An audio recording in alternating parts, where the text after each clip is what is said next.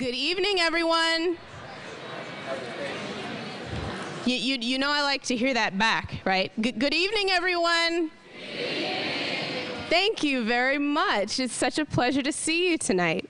So I'm going to do my usual announcements, and then I'm going to go ahead and bring Michael Pollan up so that he can introduce Marion Nestle. But I wanted to remind all of the students, please register your clickers. Alex, the reader, has sent out instructions for you to do so, so if you haven't, go ahead and register them. Wanted to remind you, students, about a couple of things. One of them is attendance. I noticed quite a few of you were not in this class last week. Nice to see that more of you seem to be here this week, but we are being very rigorous about attendance. We would like you to be here. And that reading assignments, the writing on B-Space is due at noon on Tuesday. Not later than noon, but noon on Tuesday. And then I also wanted to say that it sounds like a lot of you had a good time at the volunteer fair last week. And I wanted to highlight one of the volunteer activities because I think they're going to be tabling out here after the course. It's the Label GMOs campaign. They want to put labeling GMOs on the 2012 ballot. They're looking for 800,000 signatures. And so to find out more about that, go ahead and see them outside of the class after the course. And I'd also like to put a plug in for the People's Grocery Facebook page because there's been quite a few folks who aren't enrolled in the course who would like to participate in the discussions. And so if you're not enrolled in the course and you would like to participate in the discussions, every week the People's Grocery Facebook page will have a place, a forum for you to dialogue back and forth about anything that occurs to you. So just wanted to share that. And without further ado, I'm going to bring Michael Pollan up so that he can introduce Marion Nestle, who I'm particularly excited about. Thank you.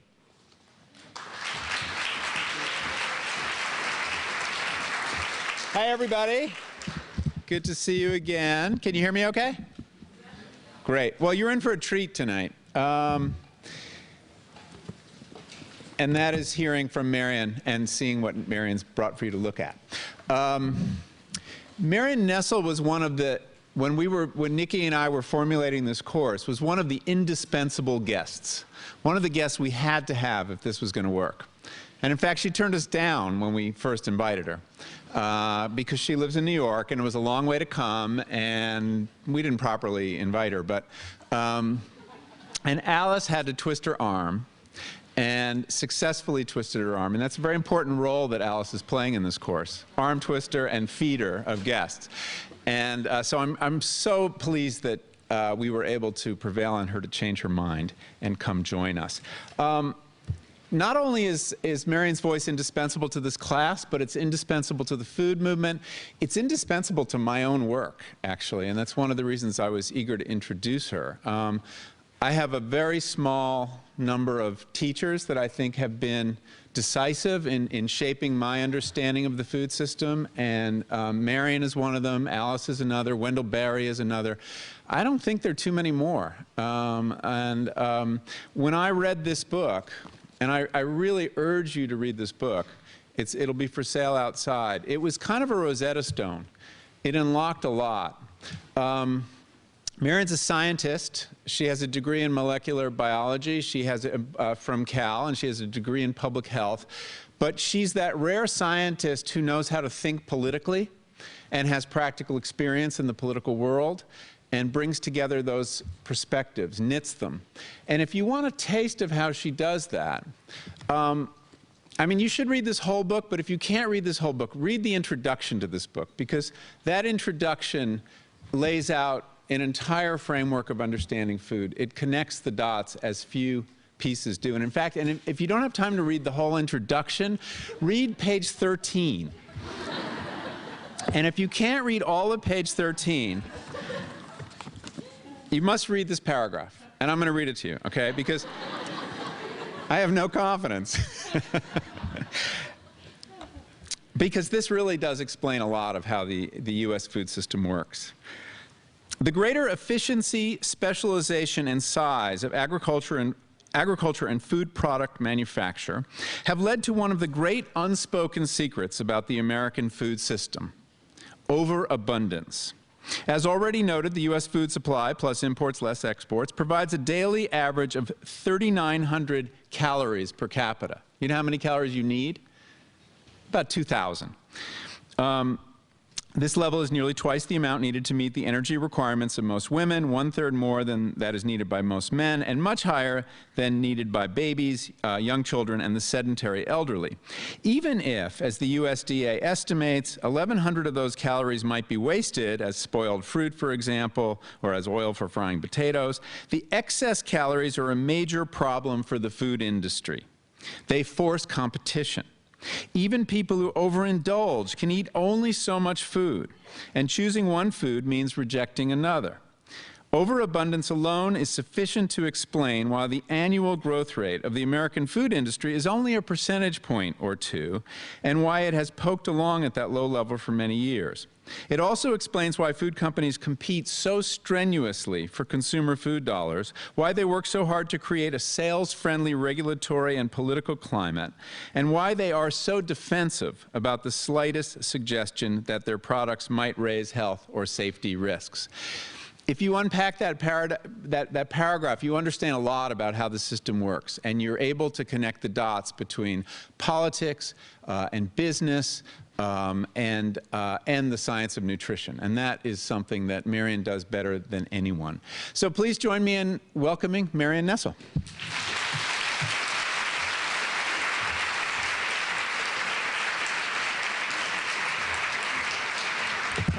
Thank you, Michael, for that incredibly embarrassing introduction and for discouraging everybody for buying my book. It's just a pleasure to be here, and I want to thank the Journalism School and the People's Grocery and Alice for making it possible. And I just wanted to say that when I was a freshman, I took freshman psychology in this room, and my freshman college roommates are in this room today at this moment. So thank you all for coming. It's very exciting. Michael has done this introduction, but I want to say a little bit more about my work by way of introduction. I think of myself as a food systems person, and by that I mean connecting the dots between food production and consumption from agriculture, food, nutrition, and public health. The areas of public health that I'm most interested in and have focused most of my work on are food insecurity, obesity, and food safety, and I'm going to be saying a little bit about that. But when I first studied nutrition, way back when, it never occurred to me that agriculture had anything to do with it. And now when I think about nutrition, I think you can't understand anything at all about what people eat in America or anywhere else today unless you know how the food system works. I should say also by way of introduction that this is the next book, so I have to do a little self-promotion here. This is a book about calories that's coming out next March from University of California Press. So I have long and strong ties to California, and it's nice, always nice to be back here. I was asked to speak about the food movement, and the food movement issues that concern me the most in 2011 are issues that range from agriculture to public health, and you'll see that most of what I'm going to be talking about connects those two.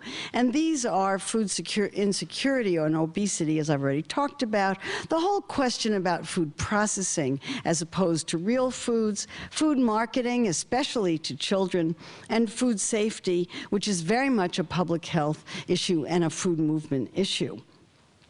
So let me start with food insecurity. A year ago, the United Nations Food and Agriculture Organization announced what passes for good news on the international scene. They announced that only 925 million people were in chronic hunger throughout the world. The good news was that this was down a little bit from the year before. On the other hand, if you look at the international figures in the panel on the left, for a long time, rates of chronic insecurity were going down, and then they started going up again very sharply. But even in the United States, the most recent figures from the Department of Agriculture, which came out just last week, show a sharp uptick in rates of food insecurity, that's chronic hunger, in the United States. It's leveling off a little bit, but it's still at the highest level it ever has been as a result of what's happening in our economy.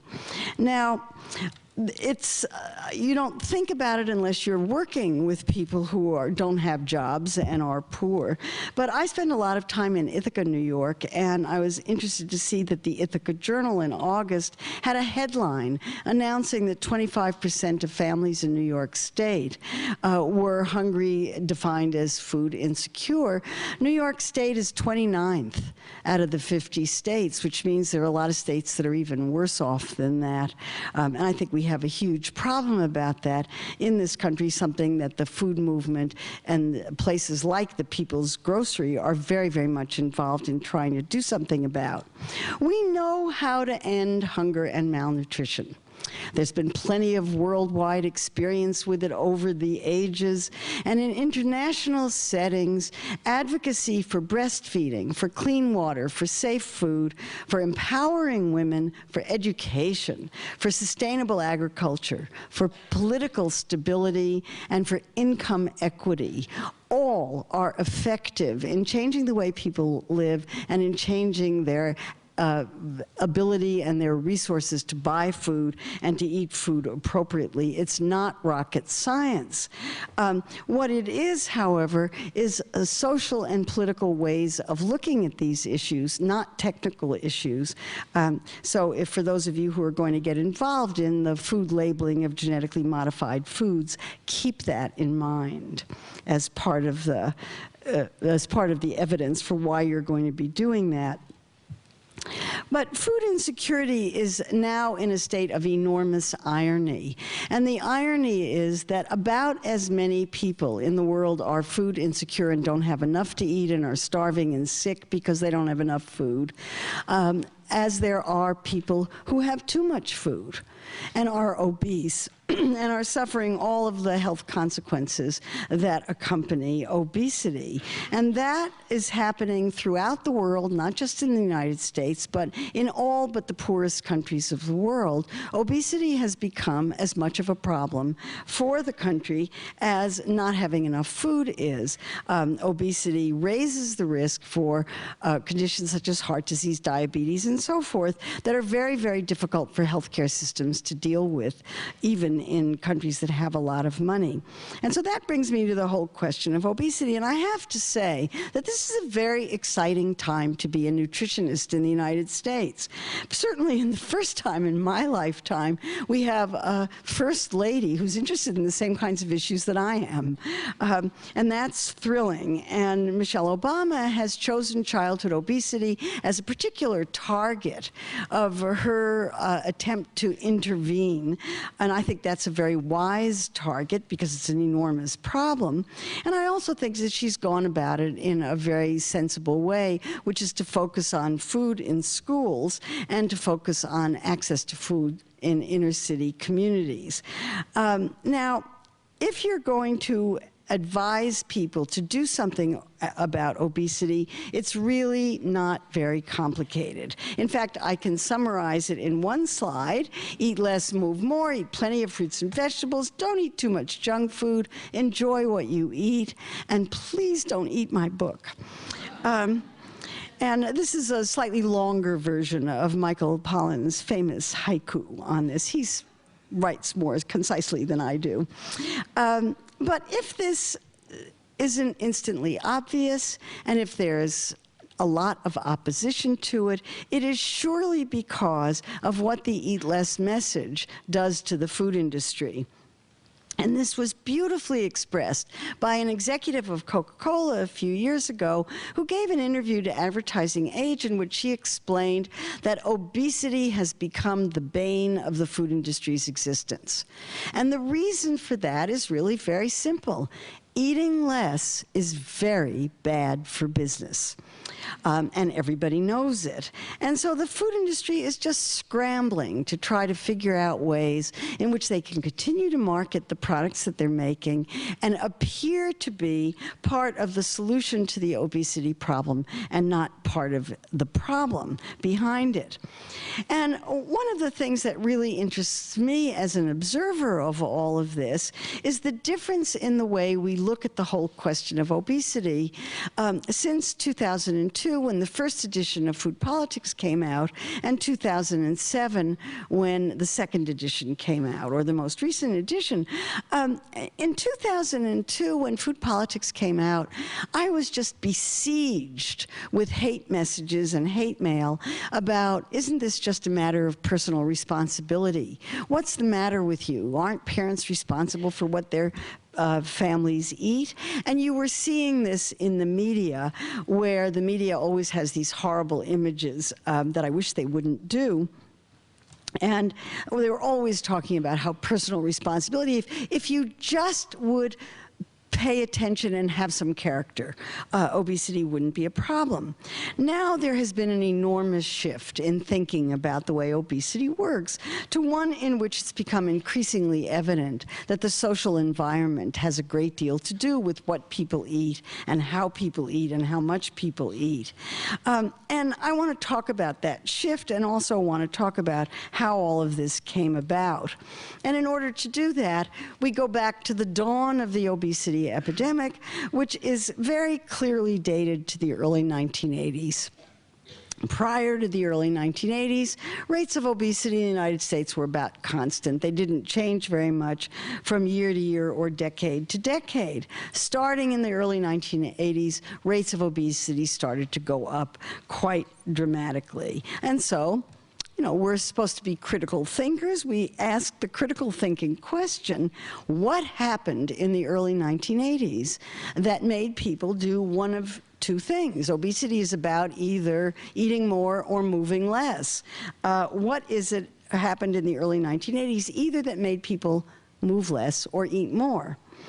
So let's look at the activity side of this first. In fact, the evidence on the change in activity levels from the early 1980s to the present indicates that, if anything, there has been a small overall increase in the general activity level of the population since the early 1980s. And if you look at it the other way, which is to look at reported inactivity levels have gone down a little tiny bit. I don't want to push this too hard, because these data are very, very soft and very difficult to come by. But the net result is that there has not been very much change in activity levels to account for rising rates of obesity. Therefore, obesity must be due to people eating more.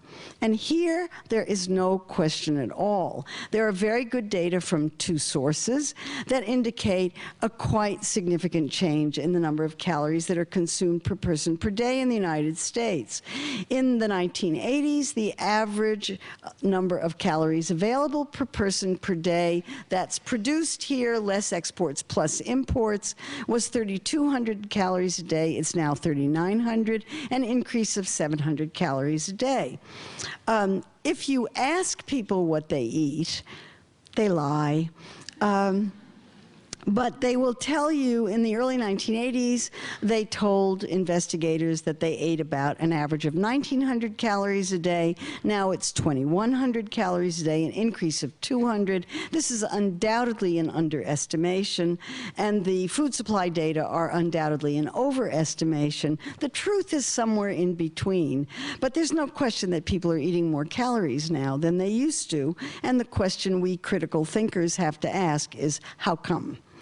Well, I think there are three reasons that really matter, and all of them begin with the word deregulation. The first is deregulation of agriculture. Starting in the 1970s, agricultural support laws that paid farmers to not grow food were rescinded, and farmers were encouraged to grow as much food as they possibly could. The result, our farmers are very good at responding to incentives, and they started growing more and more food, and that accounts for the rise in the number of calories in the food supply. So that's the first thing. The second was deregulation of Wall Street. In particular, in the early 1980s, in a speech attributed to Jack Welch, who was then head of General Electric, Jack Welch initiated what is referred to as the shareholder value movement. Prior to that time, Wall Street really valued long-term, slow returns on investment, blue chip stocks. You never hear a word about blue chip stocks anymore. Now, now the entire emphasis is on faster and higher returns for investors. The shareholder value movement was to get higher returns for investors, and that essentially deregulated the way that Wall Street looked at corporations, which are now valued for how quickly they grow. So for all companies, that kind of deregulation led to pressure to grow every quarter, because that's when you report your results to Wall Street. For food companies, it was particularly difficult because they were trying to sell food already in an environment in which there were twice as many calories available as anybody needed or could use. And the result was that food companies had to look for ways to encourage people to eat more food more often in more places, and they turned out to be really, really effective at doing that. So let me give you a few examples of how that, oh, I forgot about the third deregulation. That was of marketing. In the 1979, the Federal Trade Commission attempted to regulate children's television advertising. It was beaten to a pulp for trying to do that. The head of the FTC was fired. There were congressional hearings, and essentially, television expanded the amount of time in which it could advertise, and spending on children's advertising began to increase dramatically. Also during those years, there was deregulation of health claims, of dietary supplements, marketing for dietary supplements, and also a great diminution of the amount of funding given to the FDA, the primary food regulatory agency. All of that happened simultaneously in that same period. And the result of all of that was food was cheap because there was so much of it, so people could afford to eat away from home, and spending on meals away from home increased from the early 1980s until the 2000s by quite a bit, with much of it focused on fast food. Food outside the home, and fast food in particular, has more calories than food prepared at home. So it was one way in which more calories were promoted. Excuse me. A second change was the introduction of larger portions. And a former doctoral student, Lisa Young, did as her doctoral dissertation, she went out and measured the size of portions in the food supply. That was fun. And she showed that the size of portions in the lower panel in this figure increased in parallel with rising rates of obesity, the middle line, and with the increase in calories in the food supply.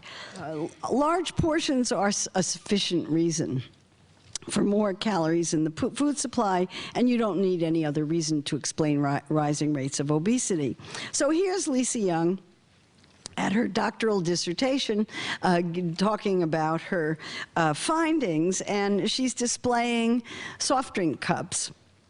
The white cup on the left is an 8-ounce soft drink that you can't even buy anymore because nobody sells them. And if it doesn't have too much ice in it, it has it's 8 ounces and 100 calories. The one on the right is a double gulp that she bought at our local movie theater in Manhattan. It holds 64 ounces and 800 calories. Now, I can hear a little buzzing in the room. If there was one thing that I could teach everybody in America, it would be that larger portions have more calories. You would think it is obvious, but it is not. And that it is not intuitively obvious has been shown by a very clever experiment by Brian Wansink, who's a professor at Cornell. And I'm illustrating here the results of his famous Super Bowl experiment, in which he invited his own students, who should have known better, to come to his house and watch the Super Bowl. And he put some of them in one room with 2 quart bowls of popcorn or snacks, and the other in another room with 4 quart bowls of snacks. And at the end of the Super Bowl, he counted up the amount that they had eaten. Very simple experiment. The ones who had the 4 quart bowls ate nearly twice as many calories as the ones with the 2 quart bowls. And when he asked them how many calories they had eaten, they underestimated the number of calories they had eaten by a much larger amount. So larger portions do 3 things. They have more calories, they induce people to eat more calories, and they delude people into thinking that they're not eating as many calories as they were. As I say, large portions, big issue. Why are large portions profitable for food companies? Because the food itself doesn't cost very much, as I will show you. Ubiquity is another one. I like asking the question, when did it become okay to eat in bookstores? Many of us, my freshman college roommates and I, can all remember very well when you weren't allowed to bring anything to eat into bookstores. Borders has not survived, but the coffee shop has. Proximity is another. One of the reasons why the food police like me are so upset about vending machines in schools and want to get vending machines out of schools is because the research shows that the more vending machines there are, the more drinks and everything else people buy from them. And these are not necessarily the foods that are high on the nutritionists' agenda. And the last is low prices. Low prices are an incentive for eating more. You can still take $5 or close to $5 into McDonald's and buy a hamburger, 5 hamburgers, or you can buy 1 salad. Isn't there something wrong with that picture? I think there is. Why would 1 salad cost the same as 5 hamburgers? If you're poor and don't have any money and are hungry, which are you going to choose? It seems to me that this is a very serious problem in thinking about these issues. And when poor people complain that the cost of fruits and vegetables are more than they can afford, they're not kidding. They're not making it up. The Department of Commerce published in March 2009 this interesting graph of the relative change in price of foods from the early 1980s, our magic cut period, as always, until 2009. And the relative price of fresh fruits and vegetables increased by 40% during that period, whereas the relative price of beer, butter, and sodas went down by 15 to 30%. What's that about? That's about agricultural policy. We subsidize some foods and not others, and those are political choices. If you look at the food system dollar, just published by the Department of Agriculture, it's really easy to see how the money goes. The amount of the food dollar that goes to farmers and to agribusiness even is 11.6 cents on the dollar. Everything else goes to food processing, packaging, transportation, food service, energy, and other things which include profit. So if farmers complain that they're not getting a reasonable share of the pie, they're not. And then the real cost of cheap food is something that I think is also necessary to consider. We don't pay. We are now paying, I believe the figure that I saw last was 6.5% of American income on average goes to food, which is not only the lowest in the world, but it's the lowest in the world by a very, very large percentage. But that's because we don't pay the real cost of food. The real cost of food would have to factor in its effect on healthy environment, on farm workers, on farm animals, on rural life in general, and on our communities. So these are issues in which agriculture and public health are very, very tightly linked. So what we have in essence is a situation in which it looks like the government, in collaboration with the food industry, is promoting an environment in which people are encouraged to eat more food in more places in larger portions as often as possible, and the result of that has been an increase in body weights among the population. Now, these are the kinds of things that Michelle Simon, who's a lawyer in San Francisco, talks about in her book, Appetite for Profit, how the food industry undermines our health and how to fight back, which is a manual for advocates for doing something about the food system. And Michelle talks about how advocates, people like advocates, regulators, lawyers, and Wall Street put enormous pressure on food companies. And this pressure, which is very, very difficult for the food companies to handle, has induced them at first to go through all the stages of death and denial. First they did nothing, then they denied, then they started fighting back, and then they started changing products. And I won't talk about the fighting back, although it's a lot of fun. And I put a lot of things on my website. When they write me rude letters, I post the letters on my website. And they're kind of fun to read. But I want to talk a little bit about how they're changing products, and in particular about health claims, functional foods, and self-endorsements, because that's what you see at the grocery store. So let me start with health claims. We didn't used to have health claims on food packages. Claims saying that oatmeal helped reduce cholesterol, or this soy energy cereal might help you prevent some cancers, or that candy bars like Soy Sensations would be something that would help you fight heart disease. The FDA used to say that if a food product made a claim, it was acting like a drug, and if it acted like a drug, it should be treated like a drug, and should have to prove that the claim was actually correct and that the product actually worked. And obviously, if you just think for a second about whether eating Cheerios is really going to help you prevent heart disease 40 years later, you will realize how Cheerios is only one food, and it's more complicated than that. Well, the FDA was forced by Congress to approve health claims, but even so, the FDA attempted to require some scientific substantiation for them. And whenever it turned down a health claim, the company took the FDA to court.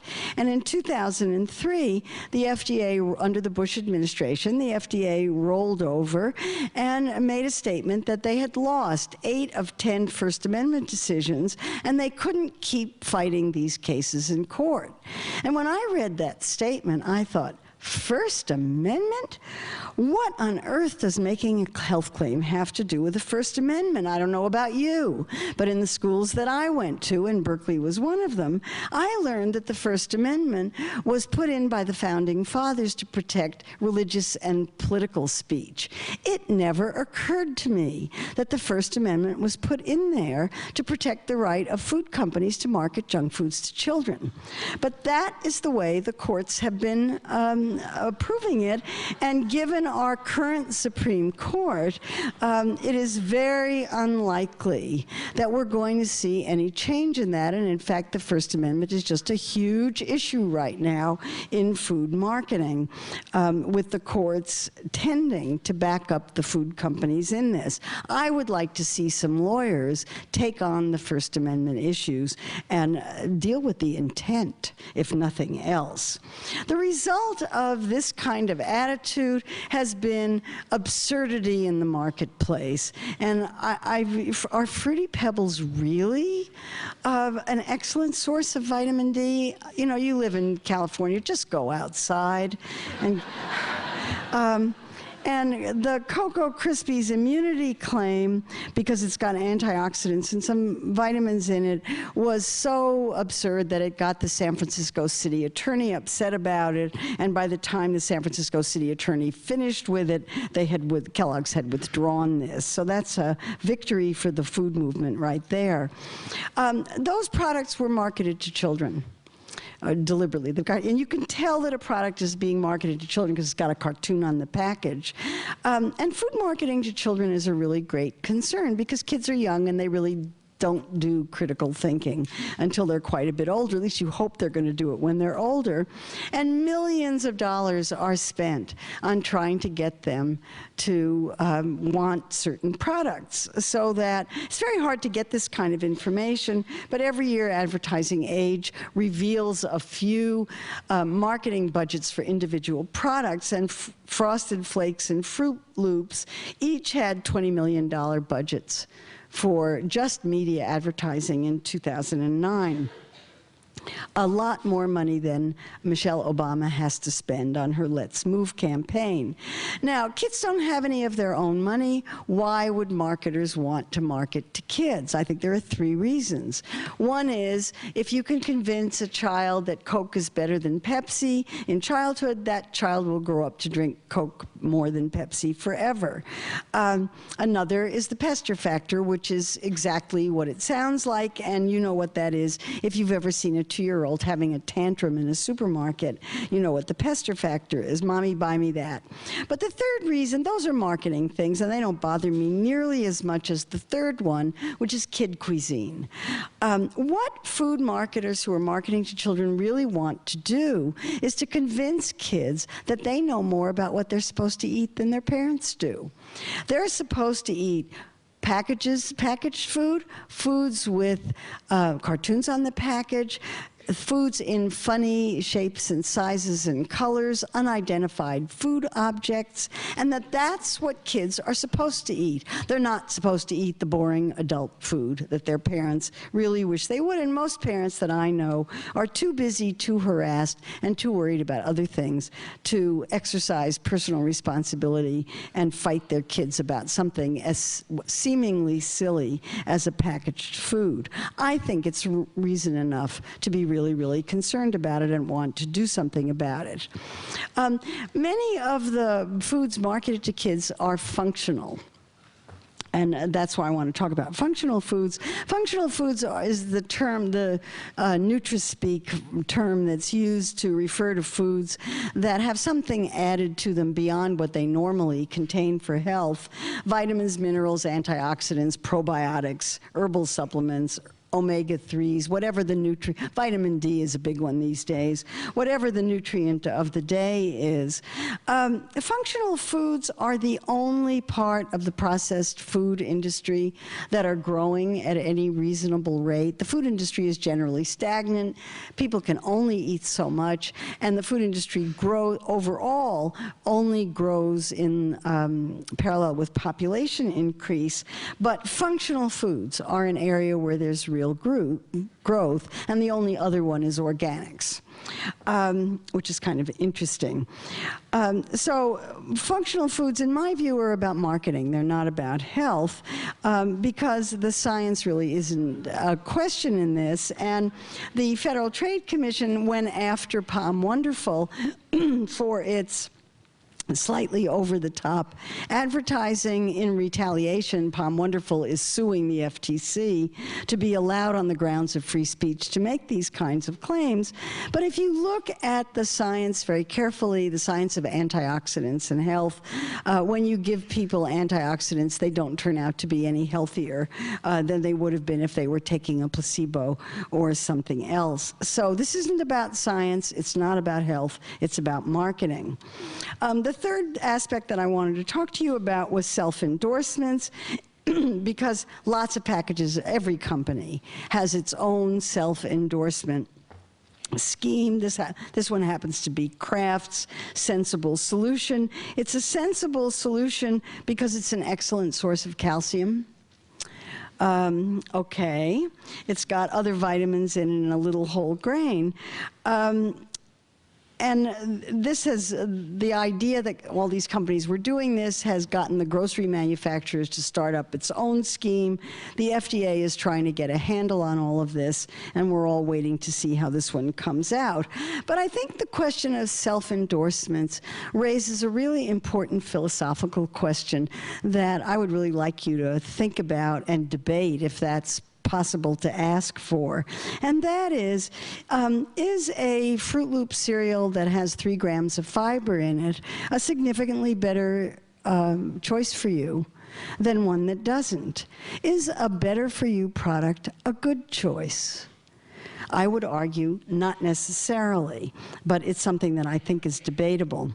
In any case, all of these kinds of questions got a colleague and I, David Ludwig, who's a pediatrician at Harvard, to write an article for the Journal of the American Medical Association asking the question, can the food industry play a constructive role in the obesity epidemic? A question that I also think is worth debating. We think that industry goals, which are to make money, are so discrepant from public health goals that they can only be working in parallel and in partnership under very, very carefully defined circumstances. And I'm continually shocked when I read about partnerships between food companies and health organizations, about how little thought goes into the significance of those partnerships. It's a problem all the time. I write about this a lot on my blog, foodpolitics.com, including this morning. The last issue that I wanted to talk about was food safety, and here the question is, why isn't there a bigger movement to try to make sure our food supply is safe? There are some changes, there are advocates for it, they're few and far between. I think it should be a much greater issue. Our food safety system is mired in 1906. It has changed only slightly since Upton Sinclair wrote The Jungle in 1906, a book that is still in print because it's still very relevant. He thought he was writing about socialism. Everybody else thought he was writing about the food system. And his book, which continues to have a great deal of resonance, got Congress within 6 months of the time the book was published to pass food safety legislation. This is so beyond my comprehension watching Congress today that it's just awe-inspiring to think about. Congress in 1906 divided the food safety system between the USDA and the FDA. The USDA was to be responsible for meat and poultry, and the FDA for everything else, and that has caused trouble ever since. Most recently, in the last 5 years, we have had a series, one after another, of recalls in this country of both USDA and FDA-regulated products, more FDA because there are more products that it regulates, and they range from, the current one is cantaloupes, but cookie dough and jalapeno peppers and peanuts and pet food. I wrote a book about the pet food one. Just an astonishing series. They just can't seem to be stopped. And yet we know what it takes to produce safe food. Here again, this isn't rocket science. Since 1992, the Government Accountability Office has been writing reports about food safety, arguing repeatedly in report after report after report for 20 years now that we need one agency to govern food safety, something that will cover all foods in the food supply from farm to table, with regulations, with testing and inspection, and with enforcement. And when those common ideas are put into place and followed diligently, we have many, many fewer problems with food safety. So Congress from 2009 until the end of 2010 debated what to do about food safety regulation, and they finally passed the Food and Drug Administration Modernization Act, which rejected the idea of one agency. That was considered politically impossible, but at least gave the FDA the authority to regulate all foods under its jurisdiction from farm to table with regulations and enforcement.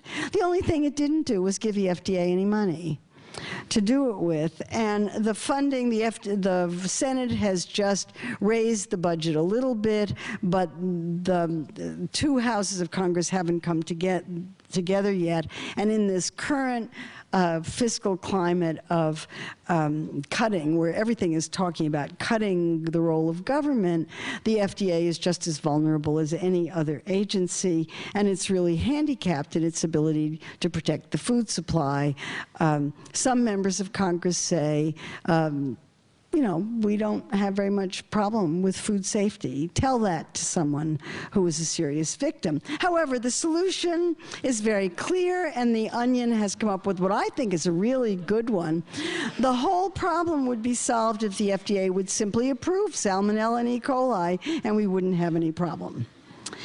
That brings me to the food movement. This is, as I mentioned earlier, not only an exciting time to be a nutritionist, but it is an absolutely thrilling time to be somebody who is interested in food systems. And that is because we are in the midst of what I see as an absolutely incredible national movement that is focused on making the food supply healthier for people and for the planet. As someone who teaches sociology and food sociology, I'm very impressed that this is a very unusual movement, and it differs from classic social movements like the civil rights movement or the women's movement or even the environmental movement in being extremely diverse in the kinds of topics that people who are in the food movement are focusing on. So here we have the organic revolution, notice how all of these are in revolutionary terms. The organic revolution, the slow food revolution, the locavore movement, the animal welfare movement, and what I call the edible movement. I love the edible magazines, and you're so lucky to have so many of them around here. But there are now 60 of them nationwide. That feels like a movement to me. And of course Alice is right there in it, and I love the Sunday business section from a few years ago that had a picture of Alice at the farmer's market.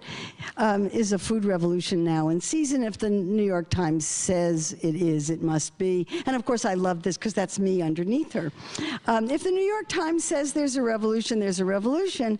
If the Washington Post says there's a food revolution, there is really a revolution. And the Washington Post had a conference in May. The Washington Post has just discovered food. And they had a conference on the future of food in which all of these kinds of issues were discussed, and Prince Charles was the keynote speaker. I thought that was the message of the meeting, that this was, the food revolution is mainstream, at least to some extent.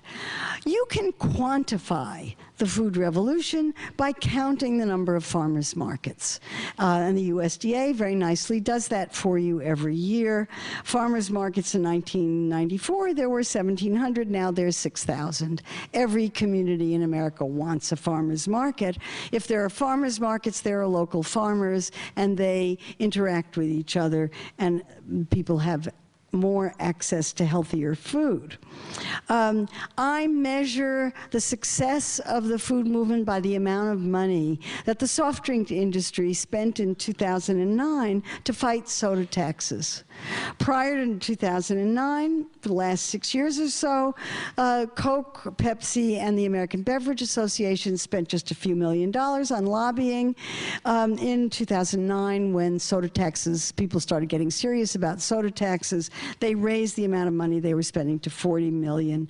New York City, where I live, has a health officer who's really interested in public health, kind of unusual, actually. And so he is trying every way that he can to try to put concerns about risk factors for heart disease and diabetes on the agenda. And the subway is filled with these posters of soft drinks with your kid just ate 26 packs of sugar, and that gets turned into fat in your body. Some people find these really offensive. I have no idea if they do any good. It would be interesting to know. I measure the extent of the food movement by the fact that the Federal Trade Commission is trying to regulate food marketing to children. They appointed and got together with 3 other federal agencies, the CDC, the FDA, and the USDA. 4 federal agencies got together to look at food marketing to children, came out with a report where they set up nutrition standards for marketing to children. And I didn't know much about this, and when I looked at the standards, I thought they were really generous. I really did. I thought there were a lot of food products that would qualify and slide in under the radar in the same way that individual companies' self-endorsements worked, where they set up their own nutrition criteria, they apply those criteria to their own products, and lots of their products qualify. But I was wrong about that. The food industry, food companies reacted violently to this report. Really, really violently, with blasts in the media and everything they possibly could. Statements that this would, if you introduce these standards for food marketing to children, you will cause a loss of 74,000 jobs in the United States. That's kind of an interesting report. You might want to read how they came up with that number, as if there weren't jobs being lost in lots of other ways. So I think that's a success of the food movement. It's putting the food industry on its toes there. I measure the success of the food movement by calorie labeling. When President Obama signed the Health Reform Act in 2010, that act has buried in it a small section that requires calorie labeling to go national. The food industry hates calorie labeling. And you can understand why, because we've had calorie labeling in New York City since 2008. And while the research that's being done on it indicates that on average, it doesn't seem to make very much difference in people's purchases, for people who are paying attention to the calorie labeling, it makes a big difference. And I have plenty of anecdotal evidence to back that up. Calorie labeling is kind of interesting in New York, and I was at a ball game a couple of days ago, and okay, everybody else was watching the ball game, and I'm not much of a fan, but I was riveted by the badges that the vendors were selling. They had calories on them. And I went up to a vendor and asked where I could get one, and he just took his off and handed it to me. And then I was so sorry that I hadn't asked anybody else, because the peanut vendor badge is the one I really want, 960 calories. I want that one. The effort to ban toys with fast food meals is another way in which the food industry is being put on alert that there's a movement out there that really wants marketing to kids to stop. And of course, San Francisco has joined that. And then in our amazing health department director in New York petitioned the USDA unsuccessfully to allow New York to have a pilot program in which people would not, with food stamps, would not be allowed to buy sodas with them. This has divided the anti-hunger and the anti-obesity movement in a way that I think is very unfortunate. Nikki tells me that she's very good in bringing factions together to talk about issues that they debate. Nikki, if you can do it, get the anti-hunger and the public health people to sit at a table together and work this one out, because what they're doing is really bad. I measure the success of the movement by the number of movies that are being made. I cannot keep up with the number of food movies that are coming out, most of them starring Michael Pollan. And occasionally I appear in one or two, but not for very long. The magazines that are coming out with food issues. These are not the kinds of magazines you would necessarily expect.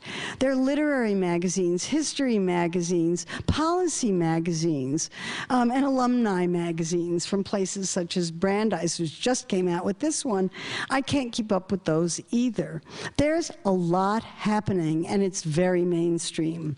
And then finally, I think the point that is really, has all of my attention is the Food Conservation and Energy Act of 2008, the Farm Bill, which is up for renewal next year. At NYU, I'm teaching a course on the Farm Bill this semester. And it is, I think, for everybody who's in it and for me, an extraordinarily exciting opportunity to really delve into it. And my class has in it a former agricultural staff member who's now in the law school, people who are working on various aspects of food policy, and just a lot of people who are foodies and really care about the food system. What I'm seeing here is this absolutely massive movement to try to bring the Farm Bill, agricultural policy, in line with health policy. This is revolutionary. How successful it will be in an era of cost containment, we don't know, but it sure is going to be fun to try. And if you can get involved with any of the groups that are working on it, it's worth doing. I think linking agriculture to public health is an aspect of food justice. I don't know anybody who's working on food systems who doesn't care deeply that healthy food be available to everybody, regardless of their income level. I don't know anybody who doesn't care about what's happening to farm workers in this country and what's happening with immigration policy and what's happening with all of that. So I think that these are issues that matter. They matter to individuals, they matter to groups, and they matter very, very much to the future of democratic institutions in our country. So my approach to this whole question is I think you can do things as individuals. On a personal basis, you can take personal responsibility, and you can opt out of the industrial food system a little bit. You don't have to do it completely, but every bit that you do will make a difference. Every time you buy food, not products, every time you buy smaller portions, every time you buy local and sustainable food, every time you grow your own, when you cook at home and when you teach kids to cook, you are taking personal responsibility for a food system that is healthier for people at the planet. At the same time, that's voting with your fork. At the same time, I think you have to vote with your vote and take social responsibility for changing the system.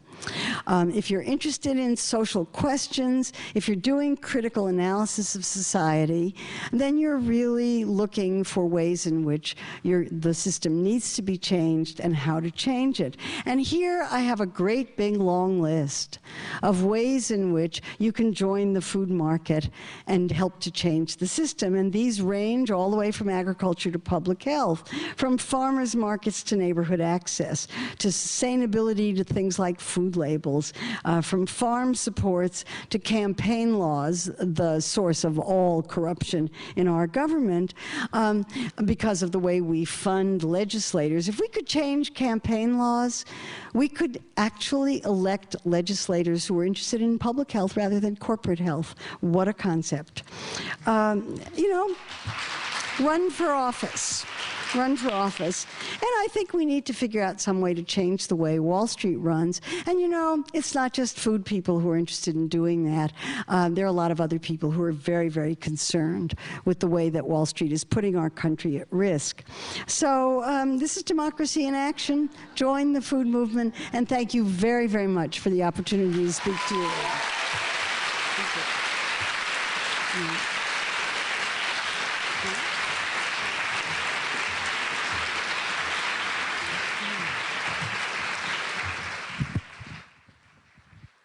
Thank you very much. And as the chairs are coming to the center of the stage here, students, take out your clickers. Haha, gotcha. And please hit A. Is that right, Alex? Hit A. Okay, great. And since I'm moderator, I will take the first question. And before I do that, I want to remind everyone, keep your questions concise, please. And we're also going to be stacking them, so we'll take probably a couple of questions at a time. I'll repeat them, and then we can get to it so that we can have as much time for questions and answers as possible. So, first question from me. I'm curious, because there's a raging debate right now about obesity and the focus on obesity, and if it targets people unnecessarily for their weight as a body image issue, as opposed to just targeting diet-related disorders or nutrition. And so I'm curious about your position on that and how much to focus on obesity versus the other diet-related diseases. Yeah, obesity is a risk factor. And a risk factor is just that. It doesn't mean that people who are overweight are 100% going to develop heart disease or diabetes when they get older, but it does mean they have a much greater chance for it. And type 2 diabetes is probably the most obvious example of that. Not only about 8%, I think, maybe even less, of people who are overweight develop type 2 diabetes, which is the adult onset form. But if you look at people who have type 2 diabetes, nearly all of them are overweight.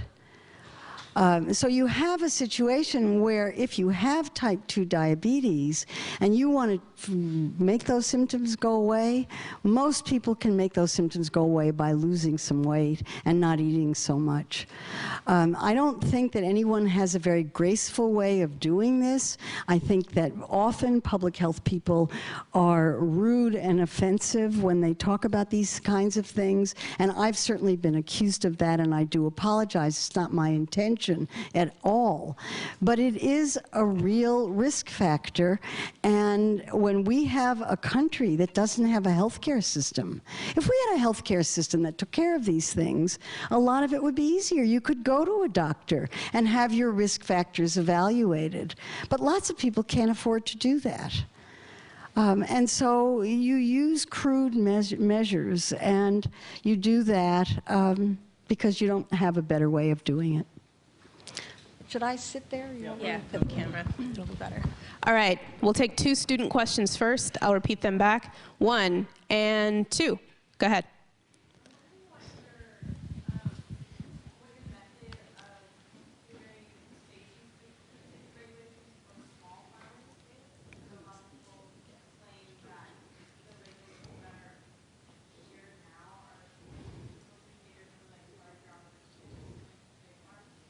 So real quick before I forget, we're talking about food safety regulations for small farmers, considering that a lot of the food safety regulations are for big farmers. So how do you do that effectively for small farmers? Go ahead.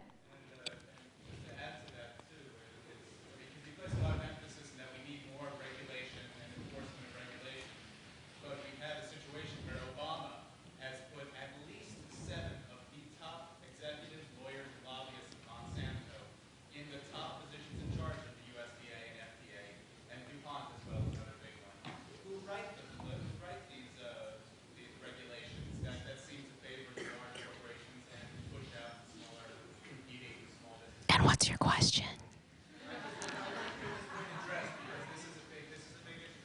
Okay, so the question is what to do about regulation when the regulators have severe conflicts of interest because they come from the people that are being regulated? Yes. Okay. 2 very good questions. I happen to be in favor of producing safe food, and I think even small farmers should be required to produce food safely. I realize that's sometimes not a very popular position, but I don't think anybody who's in the food business should be producing food that kills people. And it's quite possible for small farmers to develop food safety systems that are effective for their scale and to do it effectively. I could not agree more that there's a disparity between, I mean, sometimes I look at what the FDA is doing about enforcing food safety, and I tear my hair out. I can't imagine why they are going after, well, I'll give an example. I visited a small cheesemaker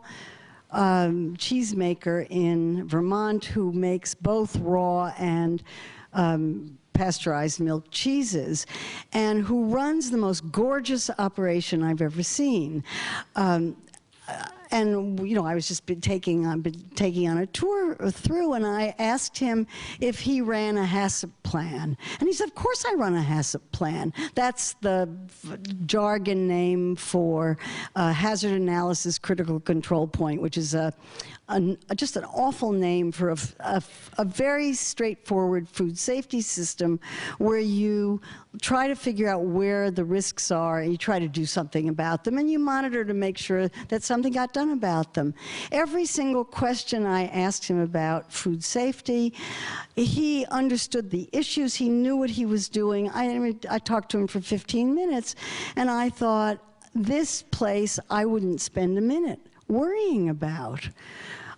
This guy really knows what he's doing. He's really doing everything he possibly can. Then he told me about his FDA visit.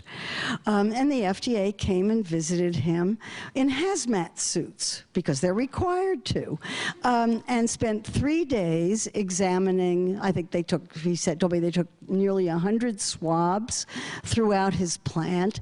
They looked at every single one of his records. They spent 3 full days going through, and his impression of it was that the inspectors who came didn't know anything about food. They didn't care anything about food. They weren't interested in cheese. And, you know, they didn't find anything. They didn't find anything, so he was clean, but he didn't like the experience, and I had a great deal of sympathy for that. If we don't like the people who are appointed to positions in Washington, I think we should be running for office. I think we should be getting those jobs. I think we should be trying to insert ourselves into those jobs. There is, you know, I mean, good people go to Washington and they don't necessarily get corrupted. What they learn is the necessity for compromise, which is something that for those of us who see ourselves as movement people just hate to think about. You don't want to compromise. And I think that's what happens to people in Washington, besides the incredibly ugly business of the revolving door. You know, I guess the obvious example that I wrote about in Safe Food was Michael Taylor, who is the classic example of revolving door, back and forth between federal regulatory agencies and Monsanto. He turns out to be terrific on the subject of food safety. He may not be terrific on the subject of food safety for small farmers. For that, you have to organize. That's what the movement is supposed to be doing, organize. I don't know any other way to do it. Thank you. 2 more questions. We're going to stack them. 1 and 2. Louder, a little louder. I can't even hear you.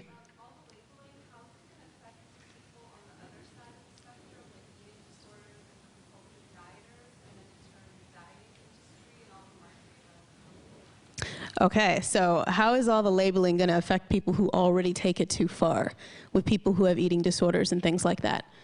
Second question.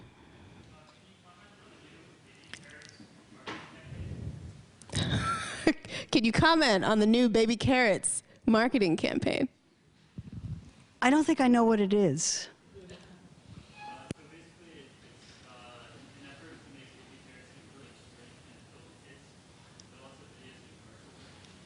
So it's child marketing? Yeah. It's marketing to kids for baby carrots? Yeah. Okay. Oh, you mean like SpongeBob? Yeah, I mean, when I was out here teaching in your program, that was, what, 2006? There were baby carrots in the Safeway up the street that had SpongeBob on them. I'm opposed to it. I don't think children should be marketed to at all, even for healthy stuff. And then that original question about eating disorders. Oh, the eating disorders questions. That's a really tough one. I don't know. I don't understand eating disorders very well, and not for lack of trying. But I'm not at all convinced that it has anything to do with food marketing. I think it has to do with other kinds of things, control and pleasure, and other much deeper issues. I've not seen convincing evidence that body image stuff necessarily kicks off eating disorders, but I'm saying that very, very hesitantly, because it's really not my area of expertise. So I'm going to have to duck it.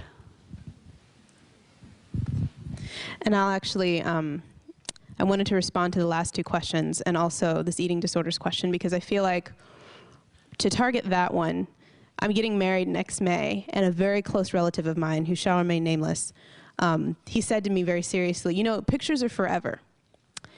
And your grandkids are going to see these pictures, people in your family, I mean, these are going to be it's your day. It's your day. don't you want to lose a little weight? And I proceeded to respond to that by giggling, because sure, I'm not what I used to weigh at 20, but I happen to really appreciate my body. And I feel like there's a conversation, you know, ever since I was younger, I was always heavier than my white friends. You know, body image issues amongst class, amongst race. There's a lot of things in there. And I feel like having a conversation about health holistically is really important, because something that Marion said is that, you know, weight, it's a crude, really effective way to get to someone quickly if you don't have the infrastructure in place to talk holistically. So I say, let's create a lot of, this movement should also be really well skilled in talking holistically.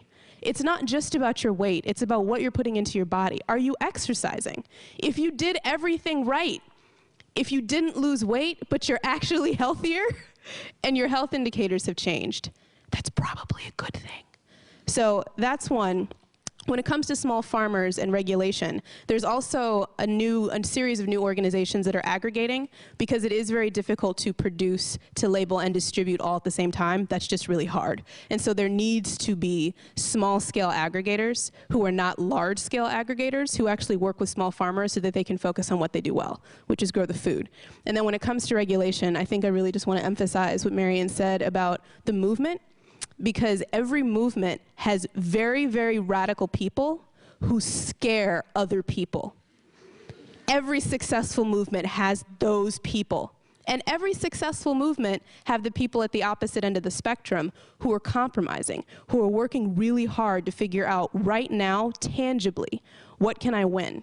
And if the whole spectrum in between isn't talking to each other, that's not an effective movement. That's people that fight each other and people who don't feel like they're on the same side. So that's another plug for me to try to sophisticate the movement so that we can actually work together to change things. Okay. That point about regulation.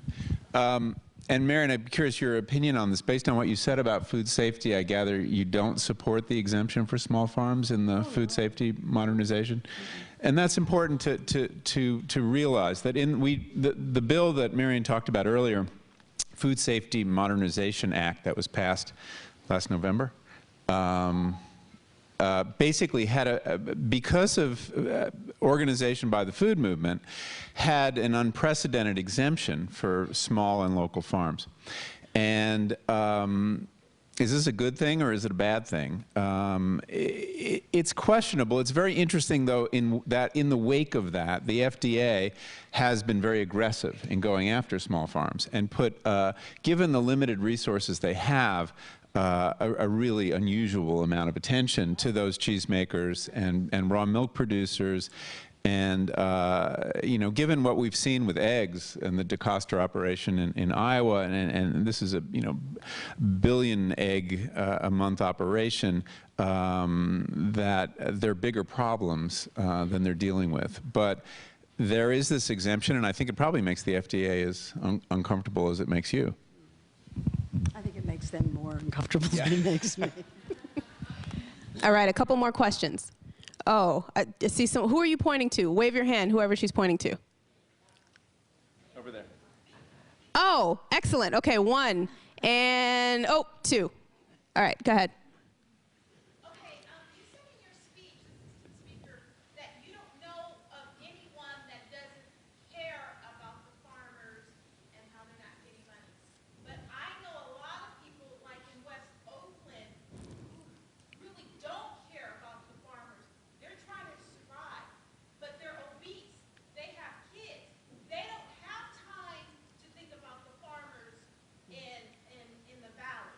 They're trying to feed their kids.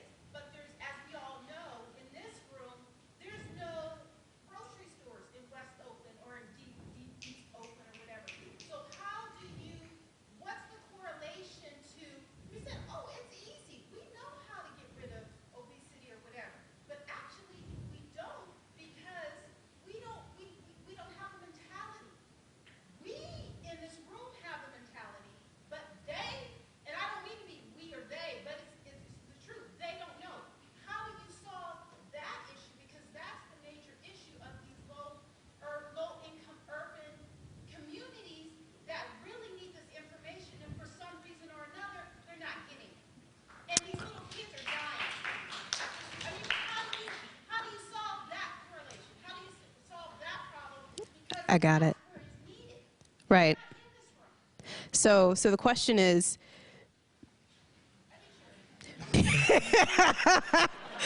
people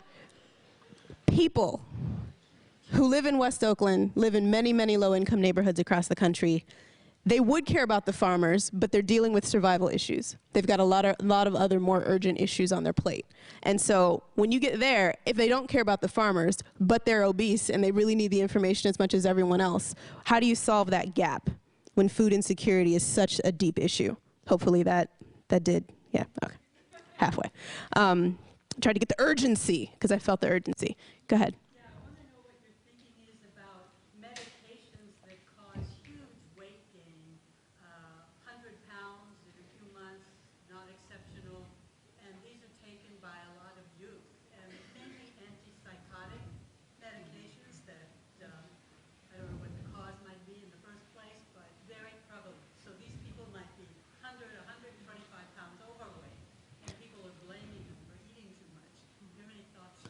Okay, so the question is, there are certain medications that will cause you to be severely overweight, and what is your opinion on the fact that these people are might be blamed for eating too much when it's actually their medication, and what's to be done about that? I see the two questions as related, and I don't think that information is the answer. People in low-income communities don't need more information. That's not what they're lacking. What they're lacking, I mean, I know, the communities that I know best are the ones in New York. So we're talking about Harlem and some of the places in the outer boroughs where people have transportation issues. They don't have jobs. There certainly are very few grocery stores, and that raises a whole additional, I mean, is Walmart the answer to that? I mean, none of this stuff is simple. I mean, we live in a very unequal society. And what I heard in both questions, because inequality is on my mind, is that inequality is the issue that underlies both of those questions. If we had, we used to have, I'm very impressed that Robert Reich, who's a professor on this campus, had a piece in the New York Times last week that showed the change in income disparity over the last 50 years. And there was a time when the gap between the rich and the poor was much, much smaller than it is now, much smaller. And now, in the last, interestingly enough, the same years, in the same deregulatory years from 1980 to the present, we show, maybe we could say that income disparity is responsible for obesity. It's certainly highly correlated. You want to do something about obesity in West Oakland, you've got to do something about income disparity. You've got to do something about health care. And anything short of that is a Band-Aid. It may be a necessary Band-Aid. It may be a Band-Aid that makes everybody feel better for providing and getting, but it's a Band-Aid. And what you really want, and it seems to me, in these kinds of communities is community organizing and teaching people how to demand what they need and what they want, and maybe if they're loud enough and angry enough and noisy enough, they'll get it. But it isn't a question of information, I don't think. I don't know what to do about the drug problem. I mean, again, we don't have a health care system. It's a question of income disparity. Rich people have health care, poor people don't. You know, I mean, these are, in public health, we call these wicked problems. A wicked problem is a problem that doesn't have an easy solution, or it doesn't have a right or a wrong solution. It has many different solutions and many different ways of looking at it. And intelligent people can look at these problems in very, very different ways and come out in very different ways. And it's very difficult to bring factions together. I mean, when I was growing up, there were political factions that seemed to be on the same side and didn't talk to each other. And I see the anti-hunger and public health communities as falling into exactly the same thing. And it worries me a lot. So those aren't very good answers to your questions, but that's kind of how I see it.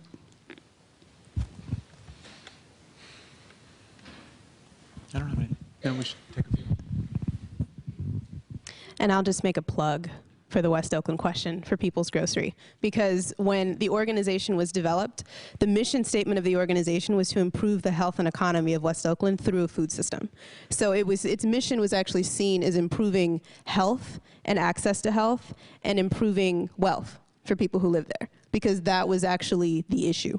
Those two things. We can do that through food because food is a way of engaging people, but it's not the ends. We don't want to just increase food access to increase food access. We want to actually increase the way people interact with food to better their health and wealth. And so I feel like there's also a bunch of, if you don't want to talk about farmers, you can talk to David Roach, who will school you on some black farmer stuff and where the black farmers are in California, what they don't have access to, what they do have access to. And so I do feel like the conversations are happening, but it needs to be a movement. It needs to be organized.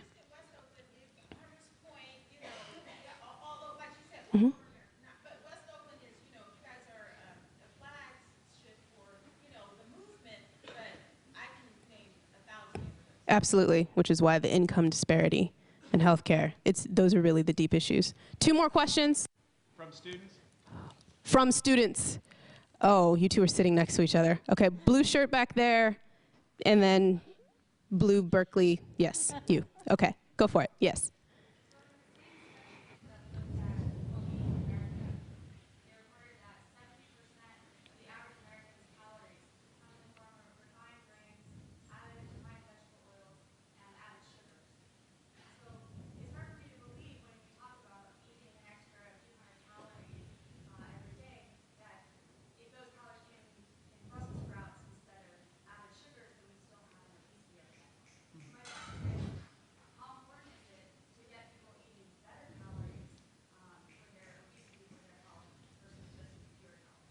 Okay, so considering that most of the calories come from grains, sugars, and oils, and not actually from vegetables, how important is it to decrease the amount of calories people are eating versus increase the amount of better calories people are eating? And then go for it.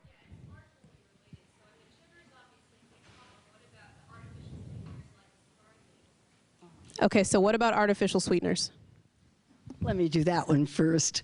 I could draw a curve, the same curve that I showed for calories in the food supply for large portions from 1980 to the present, and show a rise in use of artificial sweeteners. So their use has risen exactly in parallel with rising rates of obesity. So there's very little evidence that on a population level, artificial sweeteners help people lose weight. Maybe with some individuals they do, but they're not a big factor in weight loss, probably because people make up for the calories in other ways. It's not clear. Whether they're safe or not is something that we can argue forever. I just don't think there's much research on it. There's not nearly enough research. And I don't like the way they taste. So for me, they're a non-issue. I just don't like the way they taste. Let me get to the calorie question, because that's what our book is about, the book that's coming out next March. I hate to say it, but it's about calories. It really is. And if you overate calories from Brussels sprouts, you would gain weight just as you would if you overate calories from sodas or anything else. But you can't, because Brussels sprouts don't have that many calories. It's really, really easy to eat excess numbers of calories from things that are high in fat, sugar, and salt. And David Kessler has written a terrific book about it that talks about the addictive or potentially addictive nature of these components of food and how the combinations of them in processed food encourage people to eat more. People are not gaining weight because they're eating 50 calories a day more than they're supposed to. They're gaining weight because they are eating hundreds of calories more.